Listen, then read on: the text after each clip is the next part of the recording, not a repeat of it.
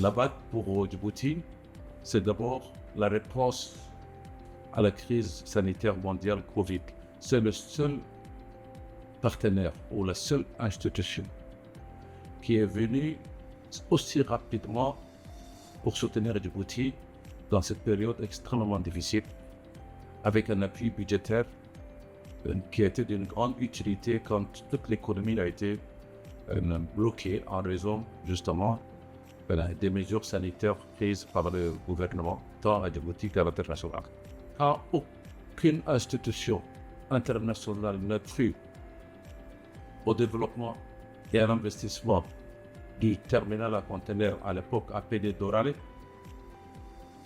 c'est la Banque africaine de développement et son guichet privé qui était venu en premier pour investir avec nous la première tranche de 90 millions de dollars.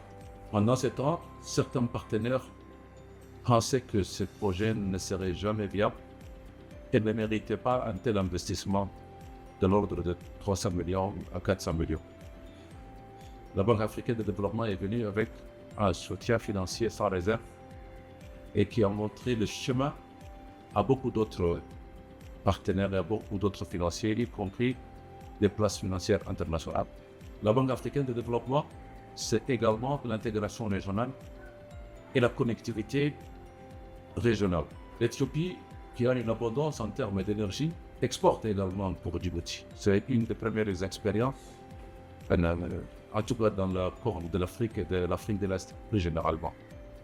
La première ligne d'interconnexion électrique, c'est avec la BAD que nous l'avions réalisée. Actuellement, nous sommes en train de traiter un dossier important qui consiste à la deuxième ligne d'interconnexion qui va également désenclaver énergétiquement toute la partie sud de Djibouti, depuis la frontière entre Djibouti et l'Éthiopie, Galafi, l'intersection de PK51 vers Tedura jusqu'à Obok. C'est également la BAD. La Banque africaine de développement, c'est également le social, avec le projet appelé Paris Z.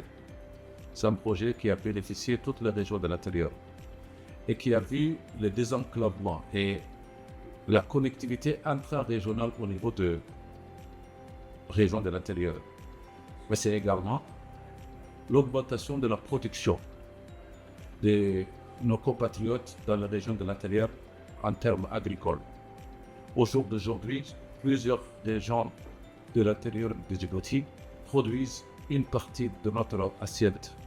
C'est également l'impact social, le développement socio-économique des infrastructures socio-économiques dans les régions de l'intérieur.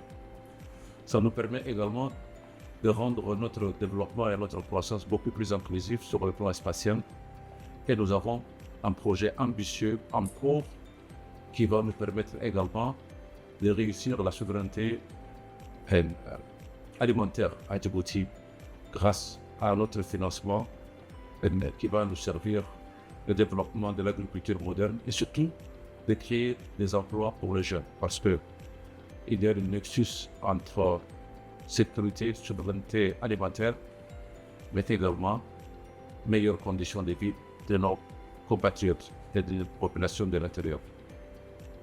Pour le futur, nous avons plusieurs programmes ambitieux ensemble. Je prendrai deux exemples. C'est le schéma directeur de la mobilité urbaine et la résilience des infrastructures urbaines de Djibouti, qui fera l'objet d'un schéma directeur en cours de réalisation avec un premier financement disponible, mais également la construction des corridors, notamment le corridor sud sur la route Yoboki, Galafi, dont une partie du financement est assurée par la Banque mondiale.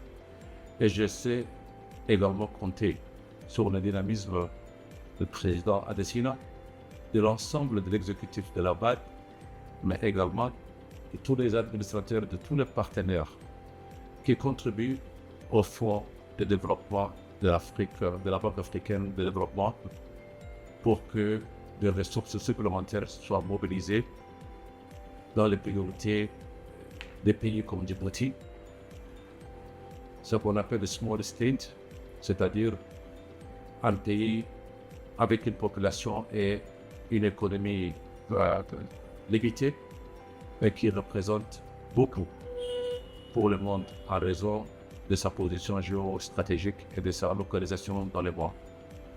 Donc, c'est bientôt le 60e anniversaire de la BAD. Au nom du chef de l'État, président Ismaël Omar Guelleh, président de la République et chef du gouvernement, au nom du peuple de Djibouti, nous serons également comptés pour faire nombreux autres pas ensemble pour l'Afrique, mais également pour le Djibouti. Encore une fois, merci d'avoir accompagné Djibouti. Merci d'avoir créé au leadership du chef de l'État, président Ismaël, que vous avez bien voulu accompagner dans ces nombreux projets dont j'ai indiqué plus haut.